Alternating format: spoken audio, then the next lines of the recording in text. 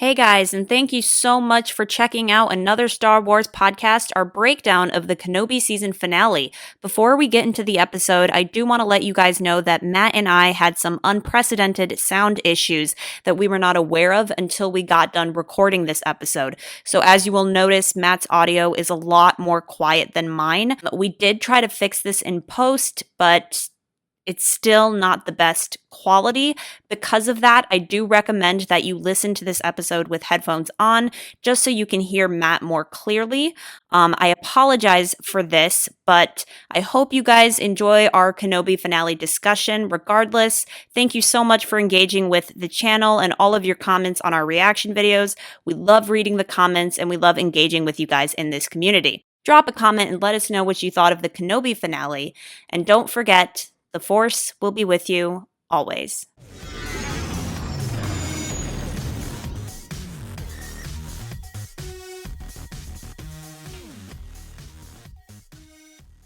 Hello, everybody. Welcome back to the channel.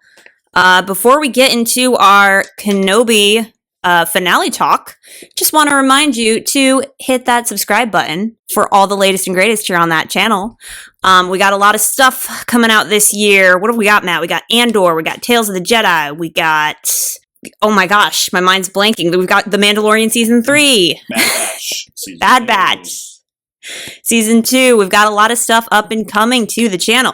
So if you like geeky fun and Star Wars conversation and crying over Star Wars, you guys should follow us and be a part of our little community here because we love you guys. But we do have the Kenobi finale to break down today. But first things first, how are you today, Matt? I'm good. I mean, feeling pretty good after a very eventful series finale. I don't know. It's very ambiguous at the moment. It's pretty ambiguous, but I feel good. Very high on Star Wars at the moment. What about you? I feel good. I mean, about the finale or just in general? Either or. In general, I feel pretty good. I just told Matt earlier that I'm going to see Billy Joel this weekend, which is so exciting because he's like one of my favorite musicians ever. So I could not be more pumped up about this weekend. So I'm very excited about that. And as far as Kenobi goes, I think the finale was satisfying, but I'm just kind of like, okay. Like, I don't think I'm as on a high as you per se, but I'm not like, grr, you know? So I'm like, I'm on the middle ground. I'm not on the high ground. I'm not on the low ground. I'm on the middle ground. But let's get into some Kenobi conversation. Where would you like to start? Because we do have actually, let's just start with this episode, and then we can talk about the show as a whole. So, go to town, and then I will follow suit. Go to town. I'm very high on this episode. I think it was great. I think it was a fantastic finish. I think anyone who didn't like this episode is crazy.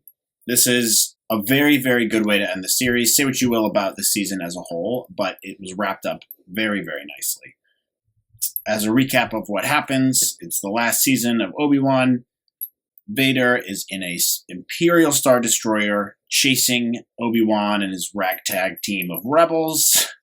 With Leia on board, the ship is not working, so Obi-Wan decides to lure Vader out in order to save his friends. At the same time, Reva is after Luke for some reason that they don't do a great job of explaining 100% why. I guess it's because to get revenge on Anakin, maybe. That's my guess. Maybe on Obi-Wan. I don't know. It's not super clear. But I think it's probably to get revenge on Anakin, or maybe kill Luke so that Anakin doesn't happen again. Kill his offspring so there's no more Anakins. And yeah, so that's the theme of the show. It's a very abbreviated version. The Spark Notes version. Yeah, the Spark Notes version. Obi-Wan's meditating, trying to get Qui-Gon in there to help him out. Vader comes down. They duel. It's the duel of the century. And this is some of the best Star Wars content ever in this show. This duel, I think, is perfect. I think it was perfectly executed. I think the dialogue between Obi-Wan and Anakin / Vader was flawless. I think the way they wrapped up the show was very nice, bringing in some original trilogy music, having that transition from Vader as like a more rough around the edges, sympathetic Vader who still has ties past to Obi-Wan, kind of evolving into, I need to forget about this guy, otherwise the Emperor is going to replace me, kind of thing. Also, we get the Emperor in it, which is dope. That was definitely a surprise to be sure, but a welcome one. Yes. And Qui-Gon, obviously. So it was just fan service. Original trilogy music, Palpatine, Anakin. We get, obviously, I think, top 3 best Star Wars moments ever in the Obi-Wan Vader fight. And we have the reveal of half Vader, half Anakin face. Similar to Rebels. And this is why I'm high on Star Wars right now. This scene was so well done, so well shot. I don't care what anyone says about the series. If that was all we got out of it, like if you take one thing away from this, that's what we get out of it. It's a powerful, emotional, well communicated, well choreographed, and well shot, well written scene. So I loved that. I think that's obviously the highlight of the episode, but there's a couple other highlights too. Like I said, we have Qui-Gon at the very end, which I do have a problem with, which I'll get into in a second. We have Reva's story kind of come full circle, which I also have a bit of a problem with, but we'll get back to that. We'll get to it. And then we have Leia, wrap everything up with her, which I think was fantastic. With her parents seeing Obi-Wan for the last time, they explain a lot of stuff there for the original trilogy. We get the Imperial March once again, which was amazing. And I think overall it wrapped everything up nicely. Now, I got to go back and rewatch the whole series to see how I feel about it as a whole, but I think it's safe to say now that it's wrapped up. I have some thoughts on the thing as a whole, which we can get to it in a little bit later once you give your thoughts on the episode. But I think for me, this episode's in the 9s. I think this is like a 9.2 or 3 for me in terms of like as a standalone episode. It did a fantastic job of wrapping things up. I felt very satisfied at the end. I felt like there was closure at the end with everything, just like Obi-Wan felt. And I was just very happy with it. And like I said, I have problems with the show. And I have even had problems with this episode. Like Qui-Gon, I think they just kind of threw him in there at the end. I don't think that was the best way to utilize the character. And from what I understand, there's like 5 minutes of actual dialogue between them that they cut out, which I think is a shame. What? In the show? Yeah. And, but it does, I get why they did it. You obviously don't want to make the entire show about Qui-Gon. I also thought the Reva ending was very weak. She just kind of floats off into existence knowing that Luke is Anakin's kid. That's bizarre to me. Don't really know why they did that. I think they cut some of her scenes out. It seemed pretty obvious to me they cut some of her stuff. Yeah, they did. There were reports that came out that apparently they cut out like a large chunk of her original ending. Yeah, that felt rushed to me. I don't know. Again, I don't know why the episodes are so short. Make it 8 episodes. Either, make the season 8 episodes, or 9 episodes, or 10 episodes, or 10. Like this episode still felt like it got everything in there that it needed to, but it did feel there's parts like the Reva part felt rushed. At the end, I kept looking at the time to see how much is left because I'm like, how are they? Okay, this is cutting it close, and you want to feel like it's on pace to hit all the beats that you want it to hit. Sure. But still, overall, like I said, it's like a 9.2, 9.3. The duel between Vader and Anakin it's one of my favorite scenes and moments of Star Wars ever. I haven't felt that way about Star Wars in a long time. Obi Wan Kenobi quote from New Hope. Yes, I caught that. Okay, so that's where my rating's really coming from, and that's also why my overall rating for the show, which we can get into later, is going to be a little bit higher than I think your average person, is because this evoked major prequel vibes for me, but it also evoked major original trilogy New Hope vibes for me, and it really bridged those two together nicely at the end of the day, which is what the show set out to do. Were there moments that missed? Yes. Throughout the season. Was there moments that missed throughout the last episode? Yes, but I am very happy with it overall. I think it was a fantastic end to the show. I'll stop blabbering now because I've been all over the place and I'm not articulating myself very well. You're totally fine. I never feel like I articulate myself well enough. It's like I come into these shows and I'm like, I have a great grasp on what I'm about to say. No, I don't. My brain stops working the second the camera goes on. So yeah, I get it. I had more to say yesterday I wish we would have recorded yesterday because I had much more succinct thoughts. But that's okay. Sorry, I definitely forgot to text you. Matt texted me yesterday and was like, can you record? And I was like, no, I'm out with family. So my bad. Sorry, I would have ideally liked to record yesterday too, but yesterday was actually, this whole week's been kind of nuts. But no, I'm glad to hear you liked it. Like, that's great. Gosh, I have so many thoughts, I don't even know where to start. I think that this episode was a satisfying ending to the entire show. And I definitely think that this episode and the last episode were the strongest of the entire season, without a doubt. And I feel like these last two episodes incorporated a lot of elements that people wanted to see for the overall show. I'll just start with what I liked at first. I have really mixed things about, I have mixed feelings about the helmet slash, just because it is essentially a shot-for-shot remake of what happened in Rebels, but I do think it worked in the show. And I think, because I don't know if you watched my reaction video, I cried when he slashed the helmet open. I think Ewan's acting got to me, dude. And like, he started tearing up. I was like, no, not my favorite crying. Yeah. And so I think his performance, which by the way has just been spectacular throughout. I cannot sing praises of Ewan enough. You could not have been better casting on Star Wars' part. Like, he was perfect. Thank you, George Lucas. His moment of tearing up and looking at his friend and being like, oh my God, that is my friend. And I didn't want to believe it, but now I'm facing it and I have to believe it. Also, the intertwining of Anakin and Vader's voice switching back and forth with like the crackling of the voice modulator. Whew. The whole delivery of you didn't kill Anakin Skywalker. I did. Oh my gosh. So heartbreaking. So perfectly acted. I think Hayden just crushed that. That was so good. And also the symbolism there, obviously, too, with the different lightsaber colors there as they reflected off his face. I thought that was powerful. Yeah. I thought that was very well done. I thought their dialogue was very well done. Again, I think one thing that this show has consistently gotten right is Darth Vader. I don't have any problems with the interpretation of this show. Him using the Force to like give a Force quake, like what? That was so sick.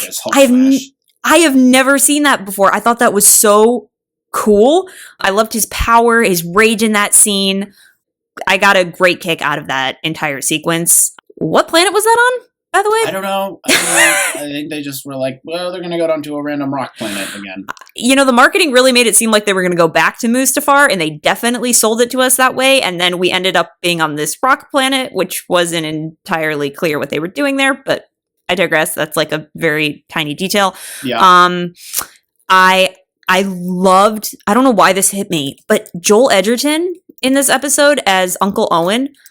Mm-hmm. What a solid performance from him. Yeah, like, so good. He made watching that, like, I really felt Owen's motivations, and I really felt his love and protectiveness of Luke. And I just think that Joel Edgerton has done such an amazing job making that character so empathetic and so relatable, where you're like, yeah, I kind of get why he doesn't want Luke around Obi-Wan. Like, this is completely understandable. And so I really liked that they painted him in this very loving family member light, because the original trilogy doesn't, you know, like, it's kind of there. It's kind of there. I think they painted him meaner in the first episode. He was harder to empathize with in the first episode versus this one, which I'm sure was probably on purpose, but I love what Beru says to him, which is, he's like, where's Obi-Wan? He's not connected anymore. And she's like, whose fault is that? Mm-hmm. That was a great line to throw in there, because she's clearly like, and she connects really well with original trilogy Beru before she gets. They were both really good casting, I thought. Yeah. But I loved Owen. I agree with you. Reva has just been all over the board in terms of character development and character motivations. And I got to be honest, I don't even think you really needed her in the show. I think you could take her out of the show and the show would progress exactly the same. Had you taken the Grand Inquisitor and put the Grand Inquisitor in place of Reva, that would have been better. Overcomplicated it by adding an extra character, which, by the way, I think I know why, but finish your thoughts. And I think I have a theory as to why that didn't land and why she was added in the first place. Yes. I don't want to get into overall thoughts yet. I'm trying to stick to this particular episode. What else happened in this episode? I did like the fight scene. Here's the weird thing. Owen and Beru are farmers, and they don't strike you as fighters in like the original trilogy. You're like, really? Could these two people fight? They're farmers, whatever. But that being said, I did really enjoy that whole fight sequence with Reva and Owen. And super tense. I thought it worked, and I was actually afraid for Owen, despite knowing that he would be fine. Yep. And I really Luke too. Right. That's a good move on the writers and directors' part to get those emotions from you, even though we know what happens. Yeah. And so I was impressed with that. I really liked that. Gosh, what else happened in this episode? My mind is blanking out. I'm going to be on the same page. I think you and I both have a lot to say on the Qui-Gon thing. Obviously, when you see Qui-Gon, it's just like, oh my goodness gracious. It has been 20-something years. Liam Neeson is the GOAT. I cannot believe I'm looking at him. This is just bringing up so many prequel-y feelings, and I love that, and that's so great. But I don't think it was done in the best way. I think they did it too late, and you and I can get into this as you explain your thoughts a little bit more. Last thing, and then we can have a little bit more of a conversation, but the other thing that stood out to me is finally we got some Star Wars music in this show.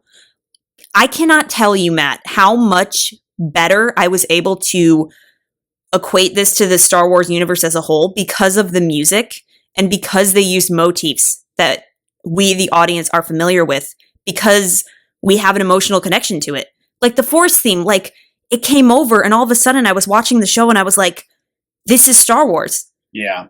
And I haven't really felt like the Star Wars-y feel throughout this show, but the second that theme came on, I was like, what am I feeling? Like this is, oh my goodness, I'm having such an emotional reaction to this. And then finally they give us the Darth Vader theme and finally they give us Princess Leia's theme. And I just think the lack of Star Wars music in this show has been hurting it a lot.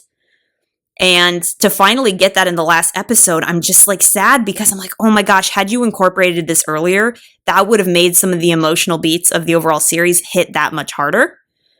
And I'm sad because of that, because I was like, oh, there it is. There it is. Now it feels like Star Wars and it's cut off, or so we think. I don't know. Yeah. But yeah, I'll think of more things to talk about as we go on, but those were the basic like good things that hit me. But yeah, let's delve into some stuff. Why don't we talk about Reva first and that character?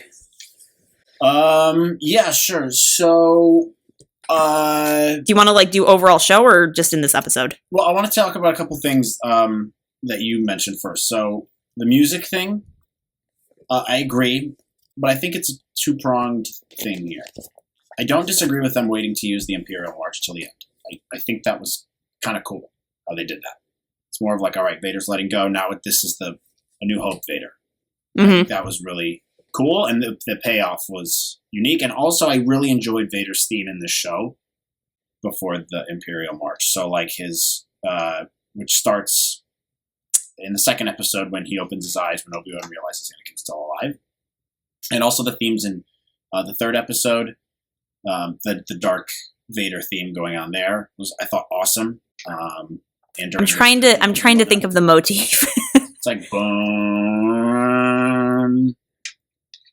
whatever. Oh. Yeah, it's like that one horn that one note. It's very cool. It's very dark, and I enjoyed that. The Force theme coming in, I think, yeah, you could probably have used that more, maybe in the first episode or second episode. I don't think that really cheapens it. A lot of people are saying you have to wait for the payoff. I don't necessarily agree with that. I think neither do I. Star Wars. That's what we all remember. This is a major problem with the prequels I had too, was they played the wrong themes at the wrong times. And you mean the sequels? Yeah. Okay. I mean the sequels. And then I also thought, like, use more prequel music even too. You don't have to use the original music. At least use more prequel music. And Obi-Wan's theme was fantastic. Overused a little bit. That was like the main thing you kept hearing over and over again in the show. I mean, I know the show's Obi-Wan, I guess. But excellent. I thought it was fantastic. So I don't have a problem with it being used. I just think there's little things. So, and like Leia's theme being played at the end, I think that's fine. Wait till the end for that. But it's the little things. It's when the Star Destroyer's chasing their little escape pod thing. And it's playing that, even that original trilogy sounding motif. Use that stuff. Pepper that in more, you know? I don't understand why we haven't been doing this with some of these Star Wars shows. It doesn't have to be a recognizable theme, but if it's similar to what we heard in the original trilogy or prequels, like, I think that even works. So on your point of the music, I agree, but I also disagree. Like, Vader's theme being used at the end, I think is appropriate, fine. I'm totally fine with the way they did that. Same with Leia's theme. However, I think they could have used Binary Sunset a little bit earlier on, especially when Luke's there on the moisture farm. Like, why are we not? Yeah. Crazy. That's such a good point, especially because they gave you those big wide shots of the farm. Like in the last episode. What are we doing? Like, it just sets the stage. It makes the world feel bigger. So that's my thoughts on that. It doesn't ruin the show for me by any stretch of the imagination, but it certainly wouldn't have hurt. I don't think you're going to hear anyone complain if they would have stuffed that stuff in there. You know, I have two trains of thoughts on this. The first being is I've seen a lot of fan videos on YouTube where they're taking scenes from Kenobi, specifically with Vader and Obi-Wan, and they're putting prequel music over it just to kind of test out. And it completely changes the scene for me personally, because then I'm making that emotional connection to, Battle of the Heroes with Obi-Wan and Anakin in the third act of Revenge of the Sith. And it really helps connect those moments. And for me, it just put me more in that Star Wars-y feeling. And so I really do think where some scenes kind of failed to have that Star Warsiness element, they really could have been uplifted by the music. And to follow up with that, I think someone who does this really well is Kevin Kiner with the animated series. If you look at Star Wars Rebels, if you look at the Bad Batch, he writes, he consulted on Bad Batch. I think that those were his kids, Sean and Dean Kiner, who did Bad Batch. But in Bad Batch, like, Omega has a theme that's like strictly Omega's theme, and it's very recognizable. And when you hear it, you're going to go, oh, okay, that's Omega's theme. But they also tie her theme in to motifs from Attack of the Clones. Remember when they go back to Kamino in the last episode of Bad Batch season 1? It's that little motif of Kamino from Attack of the Clones. That, to me, completely took me back to that era of episode 2. And I was like, oh my gosh, like, I feel like I'm back in that timeline. And it totally just uplifted the show and made it that much more impactful, because we form emotional relationships with these musical cues. And so when we hear them, it's familiar and it pulls at your heartstrings because it goes, hey, remember this? And I think but in the Kenobi show, not blending something old with the something new, they kind of didn't have the full effect that they could have, especially because, like, you know, Kevin Kiner, like in Star Wars Rebels, like each of the Rebels characters have a theme, and then he intertwines that with the original trilogy motifs. And so it goes, the Rebels characters are new, but the elements that you love about the original trilogy still exist here. And so I do think the music could have been blended to better uplift the Kenobi show. And I'm sad that they only really seemed to touch on it in the last episode, because I really think it only would have made certain moments be that much more impactful. You know what I mean? Yeah, I agree. I think that's well said. It's a thing that I'm not going to make a huge issue of it, but I just think it's like kind of a missed opportunity. I agree. Just like I think that having more Clone Wars flashbacks was kind of a missed opportunity. Yes. Not having Qui-Gon come in early. You mention him in the first 2 episodes and don't mention him again, really, until like kind of in there, and then the last 3 seconds of the episode. That's just fan service, which fine. I'm glad to see him. It's just I think there's a couple things around the duel, for example, that would have been more impactful. I still love it. Still like a 10 out of 10 scene for me. But I think there's a couple things that could have enhanced it. Number 1, having Qui-Gon talk with Obi-Wan either beforehand, like have him finally reach Qui-Gon beforehand, or during at some point. Now, I get why they didn't do this, because the whole reason Obi-Wan wasn't seeing Qui-Gon, really, that's the impression I got, is that he's like lost faith in the Force. He's a beaten down, discouraged, sad person in this show. And so he's kind of lost his connection with the Force there ever since Mustafar. So I kind of get I think that's what they were going for. So I think that's probably why. But I think that would have been nice if maybe he reconnected with the Force beforehand in order to strengthen to go fight Darth Vader. That wasn't really conveyed that he had his strength back. And I think that was kind of a missed scene we could have done in episode 4 or 5. So I wish they would have done something along those lines where you actually get to see Obi-Wan meditating and fighting and figuring out how to be a Jedi again. The second thing I think that was, but also, by the way, like him in that like pit when Vader throws all the rocks on him and he has the high ground, which was sick, by the way. Yeah. Him being discouraged from all those voices of Anakin and Vader running through his head. And then he thinks of the kids.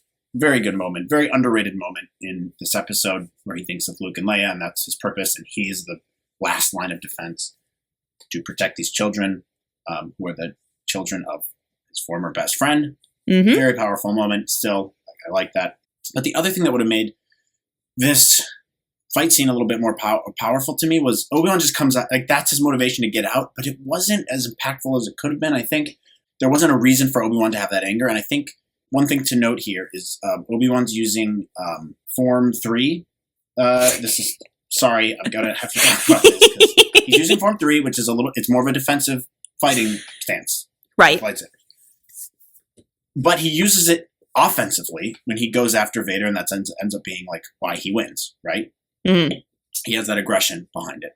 There wasn't a catalyst to spark that aggression from Obi-Wan, and there wasn't a catalyst to spark aggression from Vader. So, what do you mean? Like, so let me finish. So if Obi-Wan would have mentioned something about Padme to Vader, then we get to see the anger there of him beating Obi-Wan. We should have seen something like that to see why Vader's fighting so viciously at the beginning and saying like, this is why you'll always lose. Where does that anger come from? You know, like I thought there needed to be something there to kind of spark that. And conversely, I think it needed to be something similar to kind of rhyme with Return of the Jedi. You know, when Vader's taunting Luke about his sister, and if you won't turn, perhaps she will. You know, and then Luke gets all pissed off and starts going to town on Vader. Yeah. I think having something similar, but to Obi-Wan in some way, I don't know. I feel like that could have been help explain where Obi-Wan gets his mojo back from. Yeah. So you mean, so just so I understand you, in the sequence from when he gets up after being buried by the rocks, mm-hmm. you wanted to see more of a moment for him to kind of unleash at Vader, because then he sneaks up behind Vader and he's like, Zoom. Yeah, he goes crazy, and then he has that moment with all the rocks, which I know you didn't like. I thought it was pretty cool. He looked like Jesus. But like, where do you get that power back from? It's just like, and even when Vader's like, your strength has returned. It's like, okay. Oh, I get what you're saying. From where? Yeah, it's returned. I mean, obviously we can see that, but like, where did it come from? You know what I thought was going to happen in that moment, to play off what you're saying here, because I definitely agree with you. There was really no build up to Obi-Wan's return to being an old Jedi Master. It's like he spends 20 seconds in a Bacta tank in episode 4, yeah, and then he's back to normal. Yeah. And he doesn't train, he doesn't meditate, try to get in contact with Qui-Gon. He doesn't have like a Rocky-esque moment where he's like, da-da-da, squishing his lightsabers or whatever. He's just kind of back. I thought that when he was underneath the rocks and he can hear the voices of Anakin and all these conflicting feelings inside, I thought that he was going to hear Qui-Gon's voice kind of call out to him going, Obi-Wan, Obi-Wan. And then like slowly Obi-Wan like lifts the rocks, and it's almost like Qui-Gon is giving him strength. And then that's how he would go back to kind of fight Vader. Yeah, he didn't even need to have a conversation with him. No, he didn't. Right. Just hearing that voice in there, I think would have had a bigger impact, as well as I think it would have had a much more emotional impact if Obi-Wan mentioned Padme by name to Anakin, and then Anakin gets really mad and he loses anyways in his rage, because rage is not the correct way to go about this, right? And then Obi-Wan still beats him, and then he has those lines, right, about how he's sorry. That would be the only changes I would make. I'm not a writer. I don't know exactly how you do it, but those were a couple things that I just felt like they were a little bit missing. But I still loved it. Like that scene is still one of the most powerful in all of Star Wars. Like you had mentioned earlier that you didn't kill Anakin, I did. Like still amazing. The apology from Ewan, amazing acting from him. Dude, he was like full-blown tears. So good. God, like so good. he and the writing of Vader are just like so consistent in this show. He's ridiculous. I love him. I also think after that performance, I feel like the Vader Obi-Wan story feels complete to me now. It didn't before. When he left him on Mustafar, he was but the learner. Theater and being like, well, that was a sick, dark ending. Now it feels like, okay, I get the arc for both of those characters, Obi-Wan and Anakin, makes so much more sense to me now. Like it connects more. Also, seeing the half Vader, half Anakin face is so necessary for what you and I talked about last time, which is like you finally can see Anakin as Vader, as this evil guy. which is important for people to see, to connect. So 'Cause a upsetting. lot of times it's easy to look at Vader and just be like, oh, it's a robot guy, right? You forget of who's behind it. But that scene was so important to see that, and then also for Obi-Wan to get that closure in a weird, sick, twisted way. But Anakin was giving him that closure, saying, I'm not your failure. You didn't do this. I did. Which he says it in a sick, twisted, evil way, but at the same time, the way I interpret that is like he's telling Obi-Wan, stop blaming yourself. This is what I want. I chose this, you know? Which I thought was so well done, so well written, the way they did that. Hayden's acting here, insanely good. Can I say something real quick? Yeah. I don't want to hear that Hayden is a bad actor. I don't want to hear it, okay? Like, in the prequel trilogy, a lot of people have criticized his performance there. But a lot of that is also the directing. Case in point, I think it's the same thing with Moses Ingram. She gave her best performance in this last episode. Her best performance. I do not think she's a bad actress. I don't think the writing and the directing has been serving her as well as it could be. Yes. Now, there's a couple things about her acting that don't exactly hit home with me, but I don't think that she's like outer core, just like a terrible actress. But going back to Hayden, I don't want to hear this ever again. Like, stop. Like, he gave some really good performances. The way George Lucas directed him in the prequels, he delivers the lines the way he delivers them because that's how Vader talks. Mm-hmm. He talks in a very blocky way. If you were to take James Earl Jones's voice cadence versus Hayden's in the prequels, it's pretty spot on the way they talk. Like he's very direct in the way he says things, and it's blocky. It doesn't really translate to seeing a real person do that, but it does when you watch Vader talk like that. You know, Vader has some sick one-liners, by the way, in this show. Oh, in this show? Yeah, dude. Oh my God. When he was standing above Obi-Wan, I swear to God, I was expecting a line about the high ground. I was like, if he says something about the high ground, it's going to be so stupid. But I'm so glad they didn't. I'm so glad, because you're right. They wrote Vader flawlessly. Vader was flawless. There's not a bad scene of Vader. He's perfect. By the way, I think Obi-Wan's character was written pretty much perfectly as well. But let's get into Reva for a second, because yeah, because you mentioned it, you brought it up. I don't think she's a bad actress either, but I think this is what happened, and this is a big corporation Disney problem more than it is with anyone else. So this was supposed to be a movie, right? Obi-Wan show. Yes. They axed it after Solo. Mm-hmm. Shit the bed, and then they were like, "All right." There was an outcry from fans to bring it to do it, and so they're like, "All right, we'll do it." Great. Now, Disney being Disney is like, okay, we want to make as much money as we can from this. Let's make it into a 6-episode show or whatever, so that people have to subscribe for multiple months to watch the whole thing. Because this did come out end of May, right? So Touché.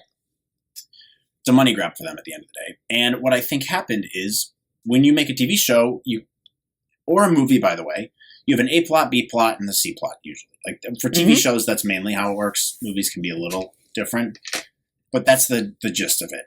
And I think what happened with this was they were trying to add a B plot and a C plot, and it just didn't connect. They had the Vader Obi-Wan thing down. You could tell. They nailed Vader/Anakin in this. Like, perfect. I don't think they could have done a better job with conveying who that character was. Obi-Wan was great as well. The beat down, broken attitude, and then the evolution over the course of the show to becoming at peace with everything and living out his life the way it is now, and going to have forced adventures with Qui-Gon or whatever the hell's going on there.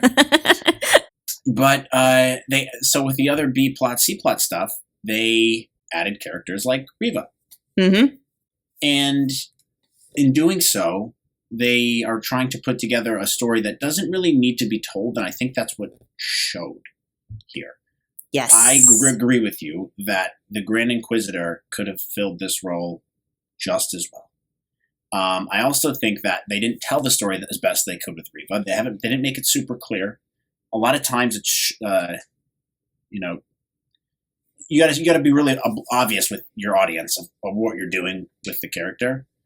She was kind of all over the place. Yes. And it wasn't the acting, it was the writing. It's like they're trying to do a switcheroo on you and try to fool you about what her motives are. And in doing so, they just make the character more confusing. So in my opinion, this is my opinion on the show as a whole, it should have just stayed a movie. They should have made it a movie. There are some excellent moments in this show throughout the 6 episodes. But if you take those best moments, you can condense it down to about 2, maybe 2.5 really good hours of the show. And that's a movie. And if you cut out all the other stuff, which just feels like filler, was unnecessary, then you don't really lose much of the story. I think the core of it's there. Another thing I think that kind of goes along with this, which is, with the B plot and C plot, obviously the Reva thing is the B plot. C plot's going to be like the Leia, Luke stuff. Yeah. Which kind of come together. But you need to go to make it really feel like Star Wars and have these plots feel like they're coming together, you need to go to different planets, I think. And show, just show the difference of these things and show the different characters on those different planets that isn't just Obi-Wan every single time. Because otherwise it makes the world feel small. And I know they did go to other planets here. That's not my point. My point is you need to show these other characters and invest in these characters more. Like Reva, she's on Fortress Inquisitorius or whatever, but let's follow her for more than just one scene jumping around at a time. I need to get to know this character. Who is she? What is she like? What is she not like? You know what I mean?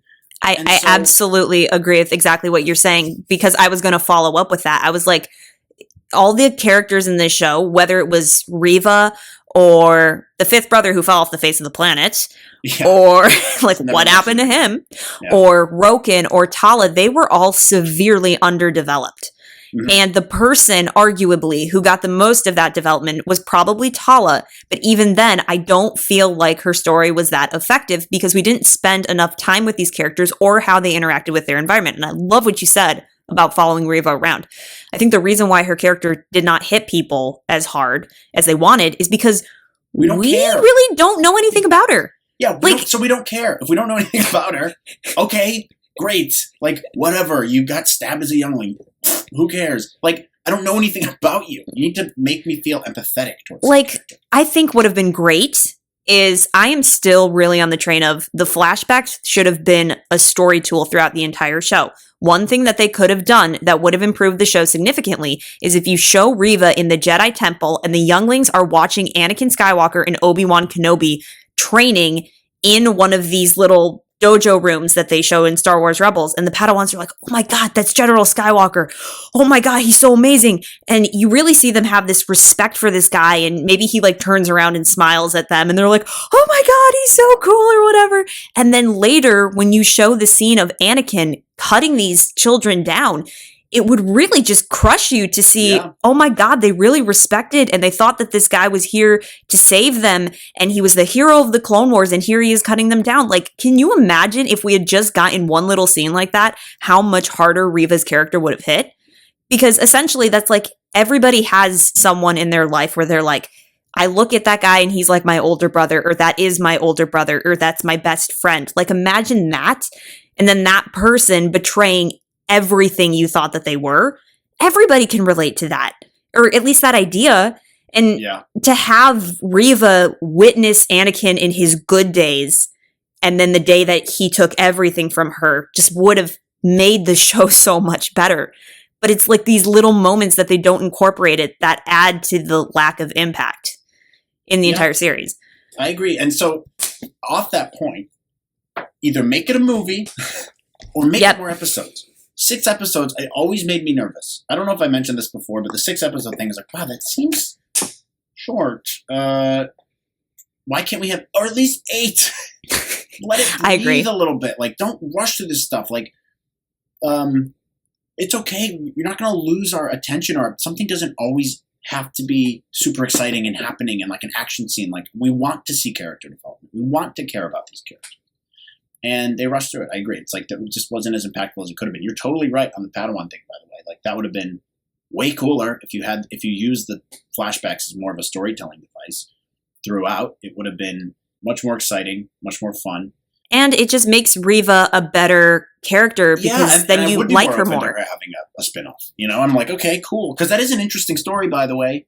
It Somebody is. turns bad and turns back to good, but doesn't die like they always do in the Star Wars movies. I think because she is a redeemable character, by the way, but they really confuse you at the beginning because like she says stuff like when Obi-Wan escapes her in the second episode, she's like, "You can't escape him, Obi-Wan." It's like, would her character really say that? Yeah.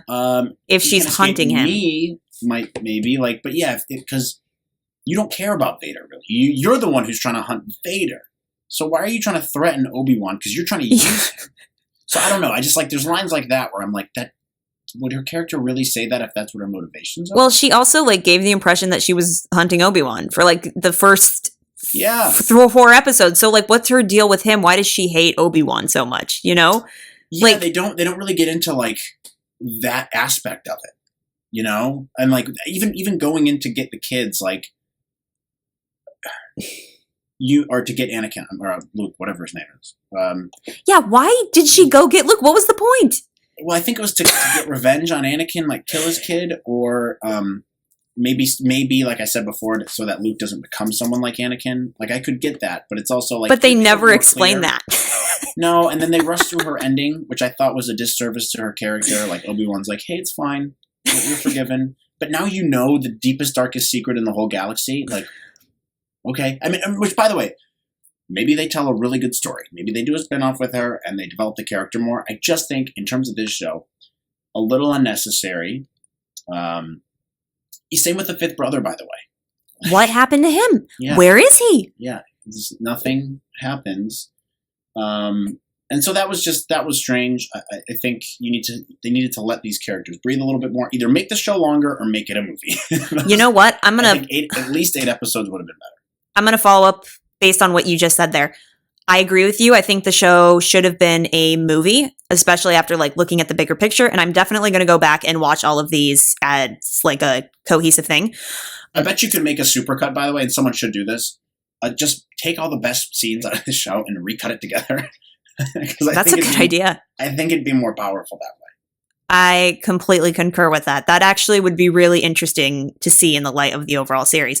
But no, my follow-up was going to be the biggest issue with this show is it was rushed. And you could definitely tell with the length of the episodes, with how many episodes there were. I think this show, you know, if you want to keep it a show and not make it a movie, it definitely needed to be 10 episodes because a lot of the emotional payoffs that you and I... 10 not 30-minute episodes. 10 not 30-minute episodes, completely agree, because I think what you're talking about here, and especially using Reva as an example, these moments weren't allowed to breathe. They never had these moments of actually like sitting down and going, who is Tala? And how could she help Obi-Wan's character move forward? Who is Roken? How can Roken help move Obi-Wan's character forward? Who is Reva? How does Reva have a place in the story? And how can she be a character used as a metaphor for what's going on between Anakin and Obi-Wan? She's almost like, you know, the third party that we could look through her eyes, for example. But they didn't let these moments breathe and have the emotional impact that they were expected to have. And I guess this can be our segue into Qui-Gon Jinn, which I think you're going to say the same thing that I'm going to say, which is he was kind of just shoehorned in at the end. And he should have been an overarching impact throughout this entire show. There should have been a reference to him in every single episode. Now I understand. They kept faking you out, which is what's annoying about it, though. Yes. That was so obnoxious. They kept pulling the string. Is Obi-Wan going to contact him? No, he's not. Is he going to contact? No, he's not. Guys, okay, I was asking you to do this. Just either bring him in or don't. And then I even said in my reaction, I'm like, I'm getting frustrated. Like, stop doing this. And then finally at the end, they're like, oh, here you go. Fan service. I'm like, okay, fine. Great to see him. If there's a season 2, would love to see more of him. But like his impact in the show, which they started off very well. It did start off very, very well. But he should have been there through the entirety of the series. Not like there, but like his impact should be felt. You know, Obi-Wan gets desperate. You know, you get the impression when you start this show that Obi-Wan's been trying to reach out to him for years with no avail. In the beginning with the recap of this entire series, in the very, very beginning, they reference the line from Revenge of the Sith with Yoda going, hey, Obi-Wan, I have training for you when you're on Tatooine, okay? Here's how to commune with your old master. And Obi-Wan clearly sucks at it. He's not good at it. Yeah. But I at least would have liked to have seen the evolution of Obi-Wan getting stronger and getting to that point where he's recognizing, oh, I can't commune with Qui-Gon because I can't emotionally let go. And the Force is all about the mystical, being able to let go, you know, not really being so stuck to the physical world. Like, you have to let go of like the physical world in order to, you know, spiritually be in the Force realm of things. It's very like a religious thing.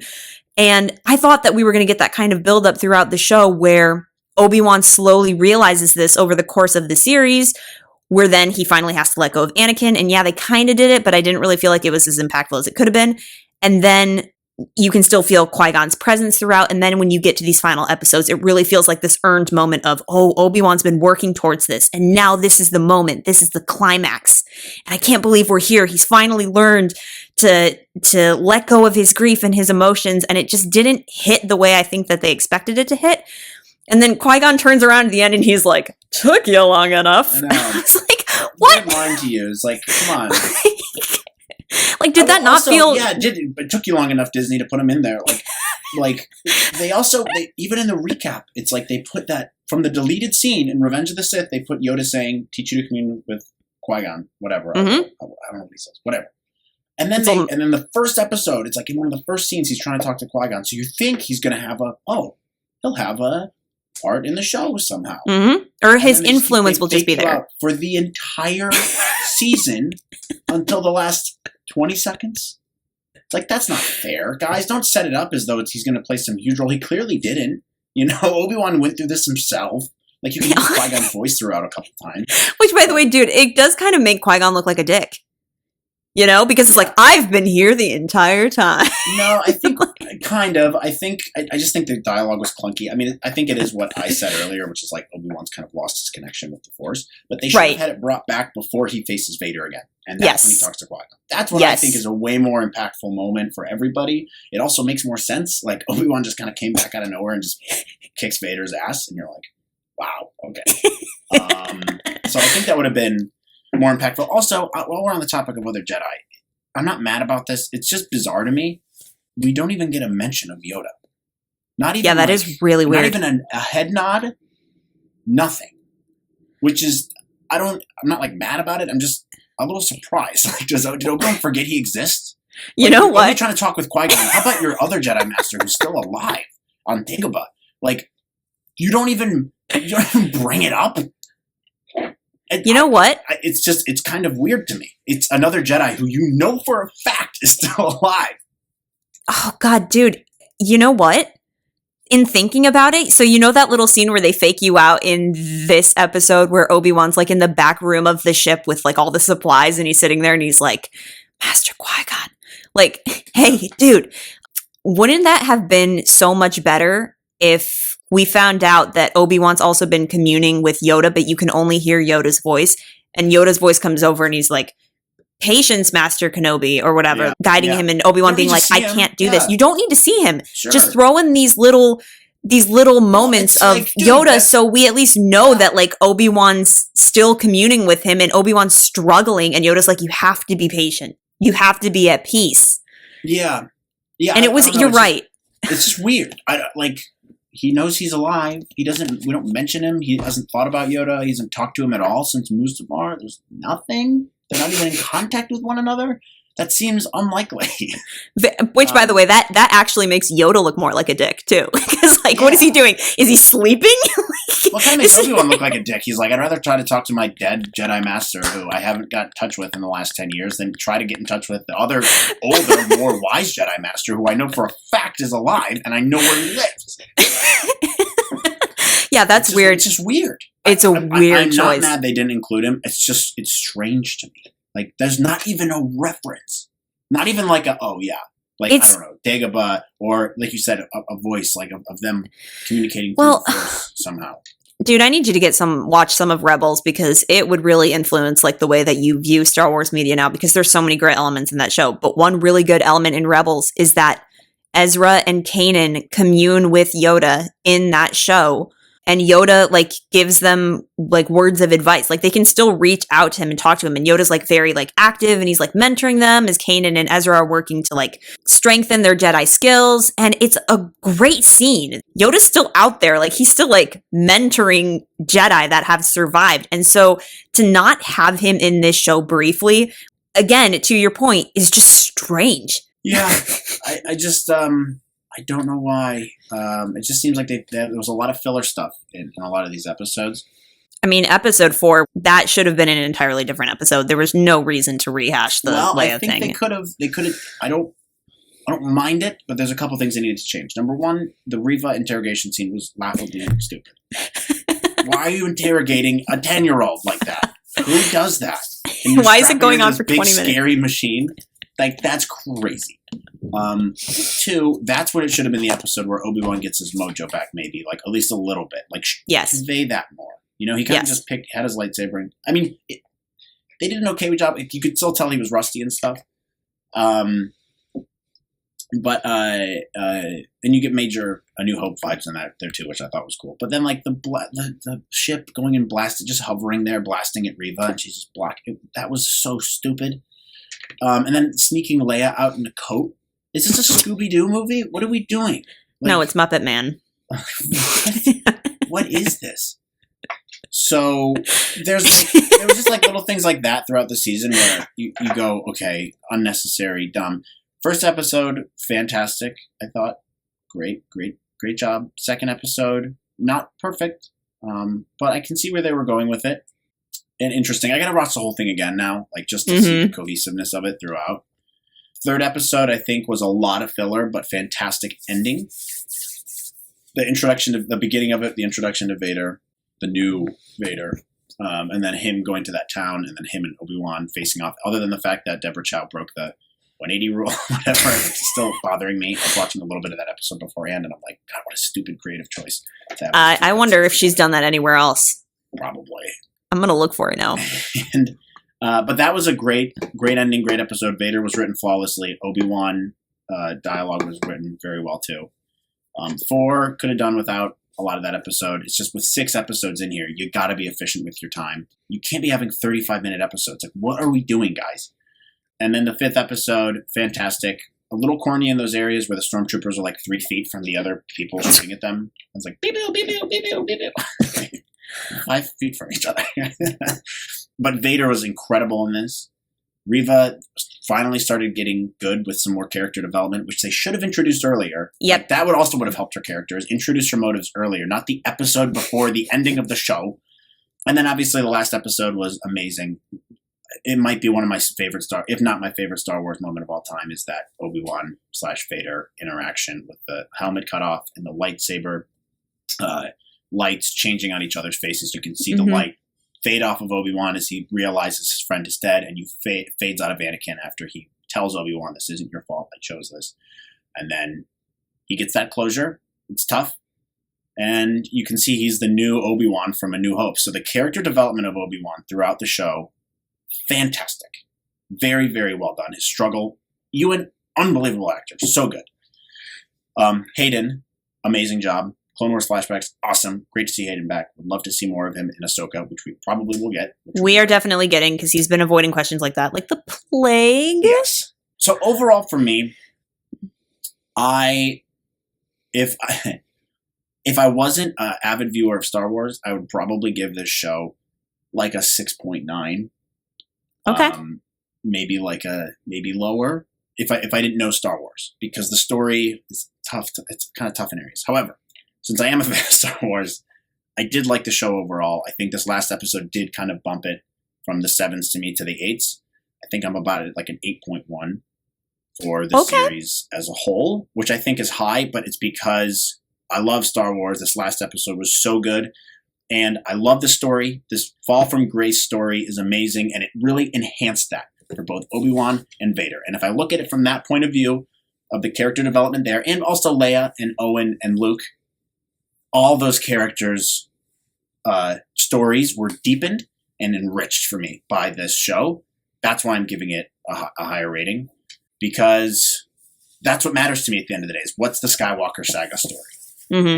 And how did this show impact that? And I think it very positively impacted it. Is there some BS along the way? Sure. But there's moments like that in every Star Wars movie. Every Star Wars movie has its really corny moments, some stupid characters, some stupid writing. But the crux of the story is there. The story is there, and it's a very good story, and it's well told with interesting elements. And Phantom Menace is flawed. Cool characters like Darth Maul. Some bad acting, some bad writing. Cool characters like Qui-Gon Jinn. Same thing with Attack of the Clones. Same things with Revenge of the Sith. You're going to find that everywhere in Star Wars. However, it's about preserving the meat and potatoes of what the story is that keeps people coming back. And that's what I keep coming back to. And that's where I think the show succeeded, was it enhanced the story that we all know and love. So in that regard, this show is a success for me. Okay. I think, so one of my biggest fears going into the show was that they were going to Luke Skywalker Obi-Wan, which I kind of knew that they wouldn't do because they did have to learn a lot from The Last Jedi, and I just absolutely hated the interpretation of Luke in The Last Jedi, which just felt so antithetical to the character, in my personal opinion. And so I was afraid going into Kenobi that they were going to do a similar thing, where they made Obi-Wan out to be a loser, and I am very happy to say is I don't feel like they did that at all. I feel like they kept true to the core of Obi-Wan's character, which is, at the end of the day, a very, very good and kind man who is grieving the loss of his friends and his family and has to let go of that to get to the next phase of his life, which is Alec Guinness, which is the very cool, collected, I am at peace, I'm one with the Force, and the Force is with me, Obi-Wan. I don't feel like the show hit all of the writing potential that it could have. I don't feel like I was as emotionally invested as I would have liked to be. I think that there were moments of brilliance throughout the show. So, for example, like the Vader unmasking thing. Again, I feel weird about it because Rebels did it first, and I think Rebels did it a little bit better. But it worked for me on an emotional level because, again, Ewan's reaction in that moment, like, holy cow, I felt that. Like, that was really, really, really personal to me. And in that moment, I recognized that that's the way I wanted to feel about the entire show. I just feel from like a story standpoint, I don't feel like 100% convinced that Obi-Wan is the Alec Guinness version of Obi-Wan now. I don't really feel that connection. I feel like there's still so much that could have been done and that needs to be done to make me feel like he's gotten to that point specifically. But I don't think the show has done anything to ruin the character of Obi-Wan or take away from characters. Like, it didn't do anything that made me go, oh my gosh, this made me hate Vader. Oh my gosh, this made me hate Obi-Wan, Leia, Luke, Owen. I agree with you. I think it added to characters, but it did not hit me in a way that I felt was super compelling. So overall, while I think that there were good moments in this show that I really, really like, and I agree with you, the finale was satisfying, I am leaving this show disappointed, a little bit disappointed, feeling like that there was a lot more potential for the story and the characters. And so I think I'm always going to like have that feeling of disappointment, but there were good things in this show that I can take away from it and be like, yes, I loved that. Yes, I loved that. And I can only hope moving forward that the writing just continues to get better and better with every single Star Wars project, especially because I do want to see more of Ewan and Hayden. I know we're going to get more Hayden in the Ahsoka show, but it would just be really nice if Ewan showed up in there too. So I don't think I'm going to walk away saying like, this is my favorite piece of Star Wars media. And I'm okay with that. I'm completely okay with that because it didn't do anything that's like, you ruined this and it was absolutely awful. Like, the way I feel about The Last Jedi, this is a perfect example. The way I feel about The Last Jedi is I really feel like that almost ruined the original trilogy for me. And I have not been able to watch that movie since I saw it in theaters because I just hated it that much. I do not feel that way about Kenobi. I feel like it only added to the characters and it didn't take away from them. It's a hard thing to do. It's one of the first Star Wars things that's come out since Revenge of the Sith for me where I'm like, okay, this actually, it's not perfect, but you know what? The characters I care about, you didn't ruin them. No, it did them justice, which they ruined Leia. Luke felt like a loser. Han felt like a divorced dad with no life. But there's positive moments in those. There's not very many of them. I think there's far more positive elements in Obi Wan Kenobi, and it's important to keep in mind these writers have an impossible job on their hands. No one is 100% happy with this show. Some people might say they are, and good for them, but you're going to upset people on something no matter what you do with a piece of media like this.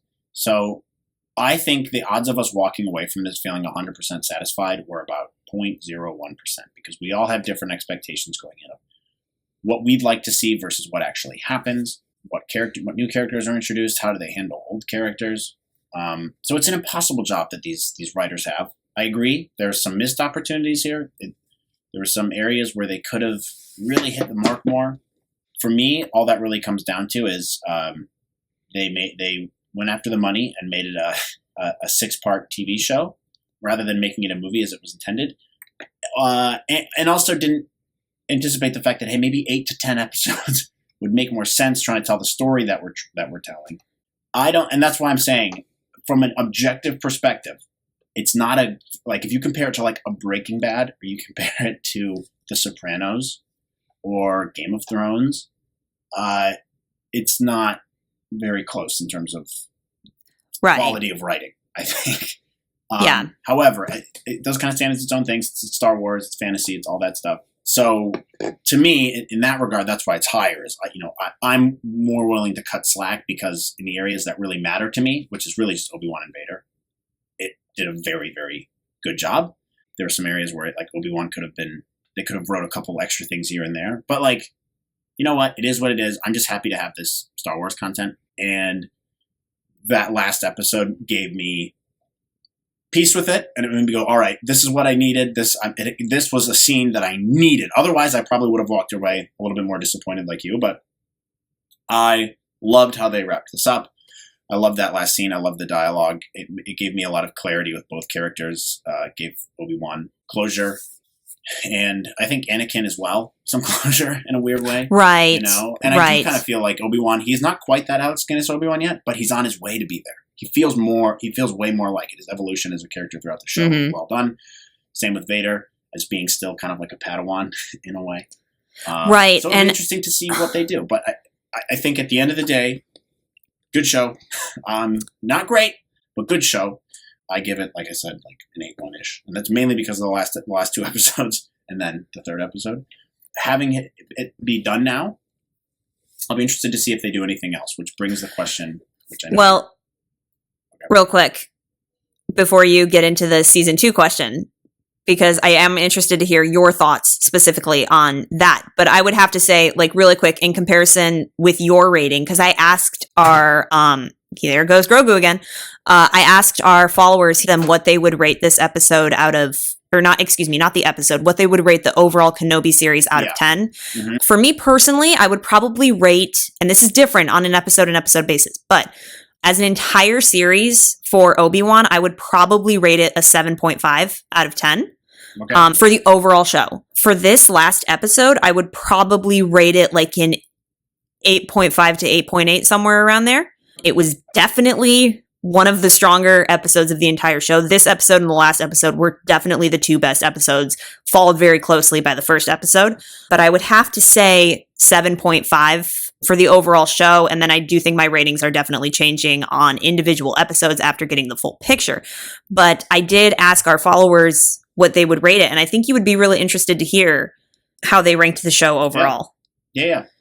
So I'm just going to pull it up on my computer because that's faster. So Tony says he ranks it an 8 out of 10. Phil says he rates it a 5 out of 10. Matt Mays says, other than messing up... 10. Phil, you didn't really want to elaborate there. Okay, well, 5 out of 10. It's kind of a brutal rating, but I kind of get it. I mean, if you're not a Star Wars guy. Matt Mays says, other than messing up episodes 4, 5, 6, why didn't Obi-Wan rid the galaxy of Darth Vader once and for all? Yeah. It kind of ruins episode 4. Kenobi made the mistake of not killing Anakin because he thought he was dead, then somehow heard about this Dark Lord Darth Vader through the grapevine and felt bad about not finishing the job. Yeah, you know what? Before we get to the rest of the people's ratings, that is really weird that Obi-Wan's like, oh, I feel guilty, all of this stuff, and I get it, I understand. But the fact that he just looked at Darth Vader and was like, goodbye, Darth, and leaves, I almost felt like they needed to have stormtroopers come in and protect Darth Vader or something so Obi-Wan couldn't finish the job, because up until that point, like you said earlier, it's like Obi-Wan gets this aggression and you really get the idea that like he's gonna finish him. And then you have that mask moment and then he's like, oh my god, that's my friend. Yeah. And then he just leaves Vader there. Like, yeah, well, I thought about this a lot. In the moment I was thinking this, as I'm watching the episode, by the way, reacting, all these thoughts are going through my head. I don't like talking very much during my reactions because I'm trying to absorb what's happening. But I thought the same thing initially, and then I gave it some thought afterwards. And I've actually thought about this a lot. I think number one, it's not in Obi-Wan's character to do so. He didn't finish the job on Mustafar either. that's true. That's not the kind of Jedi he is. He's not the kind of person to do that. He feels sorry for Anakin more than anything else. Now he knows, oh, this is the life you chose. I beat you again. You're just a sad man at this point with a broken life and a bunch of half limbs. Like, you don't have almost anything anymore. I think he feels really, he pities Vader. Mm-hmm. And then also I think it's more of just like, I mean, there are some dark times, I guess, but Obi-Wan's struggle was more about the fall from grace, I think. Obi-Wan doesn't really ever talk much about like how terrible things are in the galaxy. You know, I think it's more of just like he's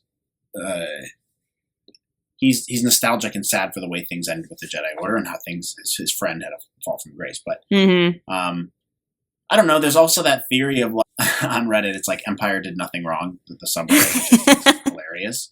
Which is like, yeah, the Empire. It's like it's a bunch of order. I don't know how bad things actually were. I mean, it's kind of annoying. You have to go through all these checkpoints and stuff. But there's an argument to be made. The Empire is really not that bad.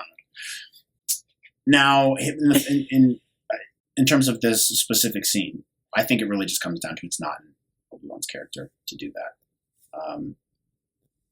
Which I agree with, but I feel like it could have been written in a way where it was like... Yeah, probably a little bit better, but I do love that ending of him yelling Obi-Wan. It was like... Ooh, he got a Darth... haunting, dude. That whole scene. Haunting. He got a Darth Maul moment where he goes, you know, that whole Kenobi? It was in my opinion, by the way. This one is better. Obi-Wan! I think this one is so much better. It's more heartbreaking. Way more heartbreaking. And the angst in Anakin's voice, the anger, the helplessness. He doesn't like being pitied. You can tell Obi-Wan's pitying him. You can tell Obi-Wan's pitying him in that moment, and he hates that. And he knows he got bested by his former master again. Dude, all of that got conveyed so well in that. Oh, such a heartbreaking scene. But yeah, anyway. That's my thoughts. I think it's like, yeah. I think it's also, it breaks canon, number one, but two. Yeah. That's not, Obi-Wan didn't do it the first time. What would make him change to do it again this time? And there's an argument to be made there, but I think Obi-Wan had his closure, and after that, it's kind of just like, all right, well, I'm done with this. I pity you. You're a sad man, and I could finish the job anytime I want, kind of thing. It's like, I will see you in 9 years when I yeet myself into the afterlife. Okay. Captain Bobo says, 7 over 10 overall. It was good. Jimmy Boredom says, I'm giving the series an 8. It was kind of meh with Reva and the Inquisitors, but Vader and Obi-Wan was spectacular. Yep, that's pretty much exactly what I said, by the way. So I could not agree with you more, Jimmy. It was the external elements was unnecessary, but Vader and Kenobi, that story was fantastic. And I think that's what the show's going to be remembered for, by the way, at the end of the day. They're not going to remember. Nobody will remember Reva. Nobody will remember the Inquisitors. They're going to go, oh my God, do you remember that scene with Vader and Obi-Wan and someone will slicing? do a supercut into a movie. Into like a 2.5, 3-hour movie. I guarantee you, and it will be better than the show. Derek says 6.5 out of 10 for me. It is the definition of a mixed bag. The writing was sloppy in places. The score outside of the final episode was outright bad. Shot selection was jarring and out of place at times.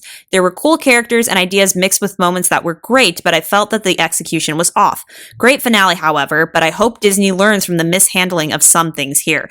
Actually, I really agree with this. It just with a lot of the elements in this specific comment. But I do want to say one thing that stood out to me. You know how everybody's been talking about the camera shakes in this show? Which I haven't really noticed all that much. It really bothers me, dude, because I noticed something after I got done with my second watch of the episode is in this show, when God, why do I keep saying Anakin? When Vader and Obi-Wan are fighting, there's a lot of camera shaking going on. And it's behind them, and it's like all this, and all like the moves are going on, and the camera shaking. It's irked me because I went back and I rewatched Anakin versus Obi-Wan in Revenge of the Sith. Mm-hmm. And the characters movements are driving the action, not the camera. So in Kenobi, the camera is driving a lot of this action instead of the characters that they're choosing to focus on. Another great scene that I can think of as an example is the whole stormtroopers and the rebels like standing within range of each other and then the camera shaking. If you watch the final battle between Anakin and Obi-Wan, the camera shots are very straight on and they move very, very slightly. But Anakin and Obi-Wan's movements are driving the action. And you can see all those sick wrist flicks that Ewan and Hayden are doing. It's just so cool in choreography. But what they're really showing off there is the movement and the choreography of these two characters and not the angles of the camera. And watching that in contrast with Kenobi, I was like, this just feels so unnecessary to do. And I almost feel like that they were shaking the camera so much because we have a very ADHD society in which people just constantly want to get to the next thing and the next thing and the next thing. And we live in an era of filmmaking right now where a lot of people don't have patience for like quieter scenes or just face on camera shots, I guess is what I'm trying to say. And when I compared that, I was like, ooh, like they didn't need to do this, but for some reason they felt like to increase the action, they needed to move the camera more. It's just interesting. It's like, if anybody wants to know what I'm talking about, go watch the final fight scene between Anakin and Obi-Wan in episode 3, and then watch Vader and Obi-Wan's duels in Kenobi, because there is a really stark difference with the way it's shot. But I think the way episode 3 does it is way more effective because the characters are driving the action. It's just something to think about. Yeah, I kind of disagree on the attention span theory. I think this generation is more willing than ever to watch things statically and watch conversations. And, you know, even with long form content, I mean, look at how big, like, for example, like podcasts are right now. People sit and watch 2 or 3 hour episodes of podcasts and don't blink an eye. So the attention span is there. I think maybe it's the perception that people don't have that attention span. It's also just a cinematography choice. I didn't really notice it that much, to be honest. It didn't really take away from the show for me at all. I think there were some moments where it was cool, where the shaking camera is meant to feel like you're there and you're kind of hiding, looking around, so it makes it feel more in your face. That's kind of the purpose of it, is to make it look like you're watching the point of view of someone else. So like when Vader's getting off his ship in episode 5, they did a little bit of a shaky cam. That's really one of the only shaking cam things I recognize. And I thought it was impactful and fine. It didn't impact the show too much for me. I think having like other stuff though, like the PowerPoint presentation transitions, would have made it feel more like Star Wars-y, for example. I definitely agree with that, because I was thinking about that earlier today. I was like, man, the lack of PowerPoint presentations, because then it became really obvious to me, dude, after you said that. I went back and I like rewatched episodes 4 and 5, and I was like, oh my God, like the lack of the Star Wars-y PowerPoint transitions. It's just, again, it's the little details that affect this show. But I get what you're saying about the camera shakes being a choice. But by the way, in conjunction with that, though. Well, really quick, with my personal opinion, I think that contributed to the fan filminess of it. Probably a little bit. Because a lot of fan films do that. In coordination with that, I agree. There were some fan filmy type of shots. But I will say the cinematography as a whole, I liked. There's some really good shots in this show. Vader, right after he gets ready in season 3 at the beginning of the episode, all the Vader shots I think were really cool. Mm-hmm. Some really cool Kenobi lightsaber shots. There were some weak ones there too, but I think there were some really good cinematography moments here. It was a mixed bag though. I will say, like there was also some ones where it's like, oh, I don't know about that choice. The episode 4 cinematography. I also disagree with Derek that the score was bad. I completely disagree. I think the Obi-Wan theme was fantastic. I love the Vader theme they used, like when you first see him coming into that town and he's scaring all the villagers, being ruthless. And then when Obi-Wan and him Obi-Wan confronts him for the first time and he's like, "What have you become?" The music playing in the background there's awesome. The music playing in the back of their duel in this last episode was great, even though I think prequel music probably could have been a little bit more impactful in some places. I think the score still was pretty good. Yeah, I mean, it could have helped the show more, I think, overall. I think by the way, they're not mutually exclusive. It's not you use one or the other. It's like, use them both together. Use them together. There's no reason not to. Yeah. But just so we can get through these comments, because I do have to go here pretty soon. Adrian says 6.5 overall. The lack of good writing and bad CGI and short episodes was the downfall. They should have done a series of the Inquisitors hunting the Jedi and then the Kenobi series. Ooh, kind of agree with that. Mm-hmm. Yikes, that's a really good idea. Imagine if we got... This agrees with my regular, not Star Wars, like super Star Wars fan interpretation. Yeah, I think like if you look at it objectively, 6.5 is probably correct for the show as well. Yeah, I concur with that.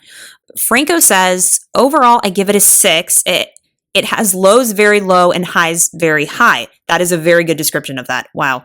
Yeah. But the last episode left me angry. Why didn't they make all the episodes that good? I guess that's all the story they had for a movie. Okay. Yeah, I think these last 2 episodes also kind of confirmed that there were so many rewrites going on during the production of the show, especially because, like you said earlier, they panicked after Solo bombed, and they were like, oh no, people have Star Wars fatigue, which definitely was not the case. It's just that nobody asked for a Solo movie and everybody asked for an Obi Wan Kenobi movie. That was the main issue there. But I think that Franco hit the nail on the head. The lows are low and the highs are high. And I think that really affected, like my personal interpretation of the series, which is like a very mixed bag because the lows are low and the highs are high. David Milano says, I'm willing to overlook or forgive a lot of the TV budget issues or sloppiness in the writing or staging for how well they stuck the landing. I'm looking forward to binging the series. I really appreciate the ways it enhances the original trilogy when, before it started, I was so nervous about it detracting from these movies. 8.5 out of 10. I guess it really is about lifting rocks. Yeah, I understand that. That's pretty much on par with what you've been saying, Matt. Yeah, it's the Star Wars fan in me talking, saying, yeah, right, you're relating it to the other Star Wars media, If you look at it just from like an objective TV piece of media point of view, it's not the best show on there. But if you look at it from a Star Wars point of view and how it enhances the story and characters, it's a different situation. Robin says, I really enjoyed the series. Yes, some episodes were a bit underwhelming, but parts 5 and 6 were next level. A solid 7 out of 10. Looking forward to the Andor series.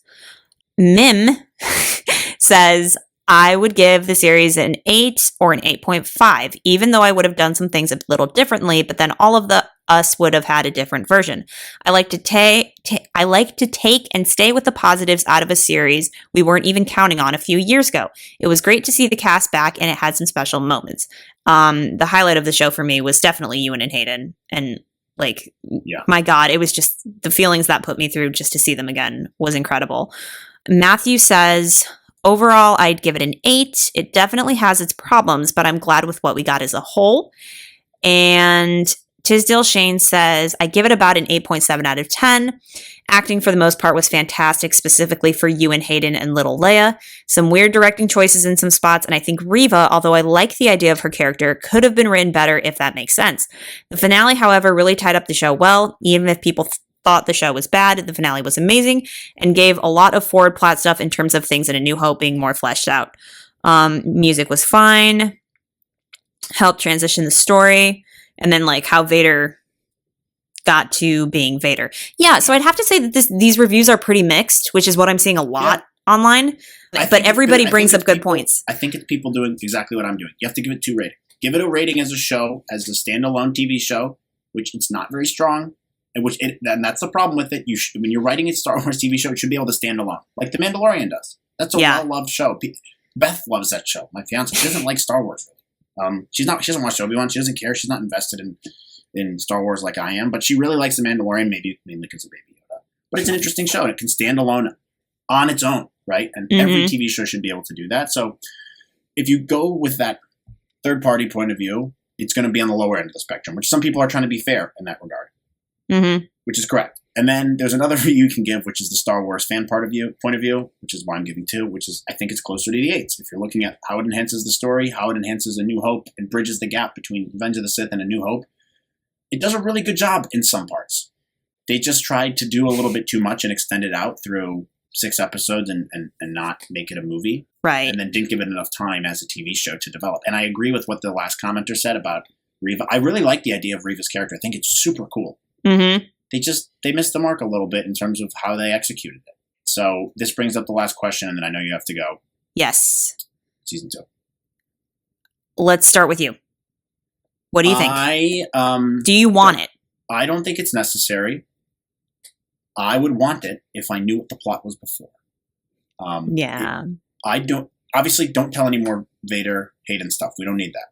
If you're going to tell it about Obi-Wan and what he does and further develop his character to the Alec Guinness Obi-Wan and some Force adventures with Qui-Gon and maybe do some stuff where it's flashback to Clone Wars type of stuff and it's Obi-Wan learning the Force and having his own little side adventures and what he's up to, I might be up for that. Just a totally new story with Ewan as Obi-Wan and introduce some new characters and let it flesh out and, develop more.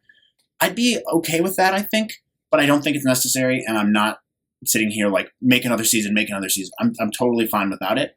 If they did one, I'd watch it, obviously, but I do not think it's necessary, and I don't really want it, per se.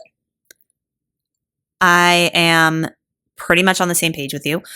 Right now, I feel like if they announced a season 2, it is purely based on corporate Disney thinking, which is, ooh, look how many numbers this brought in. Let's do a second season, not because there's a good story, but because it brings in the cash and it brings in the numbers, which is absolutely the wrong reason to do the show.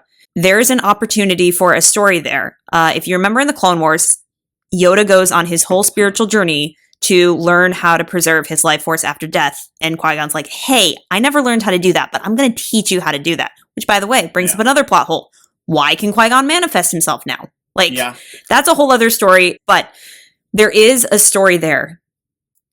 But with the way that this first season, if it is a first season, was written, I would rather them not do it. Just because I wasn't that impressed with the writing, unless I knew that a creative I trusted, i.e. Dave Filoni, wrote the entire thing, because that guy understands Star Wars, and I think he could tell that story in a very compelling and interesting way. But as it stands right now, I think the only reason that Disney would do it, and very well will do it, is because it's a cash grab. It's a quick cash grab with familiar characters, and that makes me nervous. And if that's the case, I don't want it. Yes, and this is important to bring up too. When you're dealing with a show that has already pre-established characters, it's way easier to renew it. Yep. And it's also way easier to ruin, by the way. Yep. If you're doing a show with characters we don't know yet, it's way harder to get renewed because the writing has to stand out. The writing doesn't have to stand out in shows like Obi-Wan because the writing's already been done. The character's already been built. It's already been developed. So that's why I think Mandalorian has done so well, is it's new characters in a familiar universe, and the writing was good because it had to be, otherwise it wouldn't get renewed. Now, with a show like Obi-Wan, the writing lacked a little bit in some areas, and now I think it stood alone by itself, and Obi-Wan wasn't a super familiar character to us, and Vader wasn't the best bad guy of all time, this show would not be get second thoughts about getting renewed. And it's the same issue with Book of Boba Fett, by the way, too. Yep. The writing there that show's not getting renewed. And that's because there was no really strong moments there. That was a money grab, 100%. They thought this character's badass in Mando Season 2, so we'll give him his own show. And like I said, it's way easier to ruin characters like that because the writing doesn't have to stand out. In order to get shows like The Mandalorian renewed, or Andor, I bet Andor is going to be great, by the way. The writing has to be exceptional because it has to be a show that stands alone that non-Star Wars fans can watch and say, that was dope. So that's the issues involving familiar characters in TV shows versus non-familiar characters in TV shows writing, in my opinion. So I don't want a second season. I don't think we need one. Or if we did make one, we can wait a couple more years. I'm fine. Get the story right. Have more episodes. Make them longer. And get some. I don't think Joby Harold was necessarily the best fit for this Kenobi show. I mean, I would like to see somebody like Dave Filoni on board. That guy's writing. He understands it. He gets it. And he's worked directly with these characters before. And so I imagine if you bring the quality of Dave Filoni's storytelling to the Obi-Wan show, his passion for it. Yes. John Favreau. The reason those shows work is because they're dorks, dude. Yeah. And that matters. It does. No, you're so right. It definitely matters. And it shows through these moments like Luke Skywalker showing up that made everybody cry. Yeah. Because it was felt. It was very deeply felt. The payoff was earned after a long period of time, and it was the right move to do. He wasn't afraid to do it. So I don't know. I think they'll consider it, but I hope they wait before announcing anything. Give it some time to develop. Let Filoni in on it if you're going to do it. Please let Filoni in on it, for the love of God. Favreau should have complete creative control over Star Wars. Nobody else. And we'll just see where things go. But honestly, I'm fine with the show. I'm not as upset as I thought I was going to be after, like, I was getting a little nervous around episode 4. But I've been positive throughout the whole thing, and the way it did justice to the characters I really care about, which is Vader and Obi-Wan, I'm very happy with it. So in that regard, great. The way it was put together as a whole, I have my issues with. But at the end of the day, the show was emotional. It was action-packed. It was fun. It was interesting. And it was Star Wars. It still felt Star Wars to me. And that was something I could not say about the sequels. I left the theater being like, or even Solo to some degree. I walked out and like, that just, it just was a feeling of like, oh, I'm so let down. And I did not feel that way with this show. And for that, I'm very happy. This Star Wars story means a lot to me. The Skywalker saga means a lot to me. Like I said, I haven't felt this way about a piece of Star Wars media since I left Revenge of the Sith theaters. That's how powerful that scene was for me yesterday watching it. And for that reason alone, like it boosts it up very high in my book. Because it had that emotional impact. Now, whether or not that means the entire show's good is up for debate. Anyone can say what they want to say, but that's how I feel about it. So yeah, 8.1 for the season. For me, 9.3, I think is what I said for the episode. So that's it. Yeah, I would have to say this show added some great things to the Star Wars universe that I really enjoyed. Overall, like I said earlier, I just didn't feel like the writing was on par with what I would have liked to feel, but it did not ruin these characters for me. I am always going to say yes to more Ewan and Hayden. Ewan is just an unbelievable actor, and I do want to see him in more Star Wars projects before he officially hangs up the Obi-Wan hood.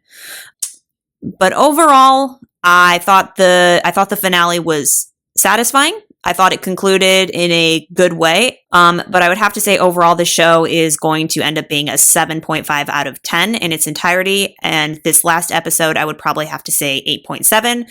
I just would have liked to see some more. They just could have done more, and they could have given these characters more to work with. And I felt like it could have been a lot more impactful, especially with seeing prior Star Wars storytelling. And when you see where Star Wars storytelling can go, like in The Mandalorian, with the writing, with the quality of the writing, it is frustrating when these projects tend to not hit that mark. But I agree with you, like Revenge of the Sith is really personal to me. The prequel era characters are really personal to me.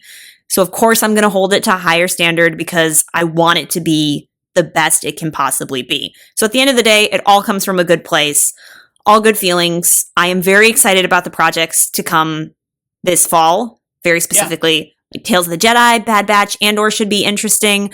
We got a lot to look forward to, and with every project that comes out, I just hope the writing for each of these shows just gets better and better and exceeds the last project that came before. So, yeah, and I overall, think I look back fondly on Obi-Wan. Yes, I really do. I think people are going to remember the good bits, just like they do with the prequels. You don't remember Jar Jar Binks and Boss Nass when you think of the prequels. You think of Darth Maul, you think of Count Dooku, you think of Yoda fighting, you think of Mustafar fight. You think of Obi-Wan Anakin dynamic. You think of all the good things. And I think people are going to look back on this show the same way, thinking of the Vader and Obi-Wan dynamic mostly. And then like the Leia character and Owen. And so that's how I think the show will be. I think it will be looked back on with fondness, which is... For sure. That's a good sign. I know I said I didn't want an Obi-Wan season 2, but any more Ewan I get here and there, like keep playing Obi-Wan until the day you die, dude. I hope this isn't the end of Obi-Wan for him. I hope we keep seeing him sprinkled in shows throughout. Same with Hayden. I love Hayden. I love you, and they're amazing. They are really, they are gifts. They are wonderful, and I love them so much. Yeah. But yeah, we do need to wrap up the show because I have a very packed everyone evening else, tonight. Let us know your thoughts on this in season 2 and everything we just talked about below. Do you agree? Do you disagree? Follow us on our socials at @star_wars_pod on Instagram, Twitter, TikTok, and then listen to us on Spotify, Apple. We have video podcasts on Spotify. You can leave us a review on Apple, 5 stars. Let us know what you think of the show. It does help us. Click the notification bell if you're on YouTube. We appreciate it. And we'll talk to you guys next time on another Star Wars podcast. Hopefully, we'll have the Star Wars Celebration video done soon. Yes, that is going to come out next week, hopefully sometime. And last thing before we go, guys, I just want to shout out Matt, who went to Star Wars Celebration, and he got me this amazing Ahsoka Tano shirt with Rosario Dawson on it. And so, Matt, I kind of love you for this. You did not have to do that, but thank you. I was supposed to tell you to open it on the show, but I forgot that I mailed it. I didn't know. I'm sorry. No, it's my fault. And then I got my cool little Yoda necklace. You can't really see it, but that's the trinket I got it at Star Wars Celebration. Oh, that's awesome. Take a picture of that. Send it to me. I will. Okay. Now you don't have just a cartoon Ahsoka one. Now you have the live action one, which I'm sure you thought that day would never come. But God, it's here, and we're getting a whole show on her. So we will see you guys on the next episode. We will have some in-between content for you before we get to the next series in about a month from now, a month and a half, something like that. But stay tuned to the channel. We will continue to do episodes. Let us know what you thought of Kenobi. The Force will be with you always.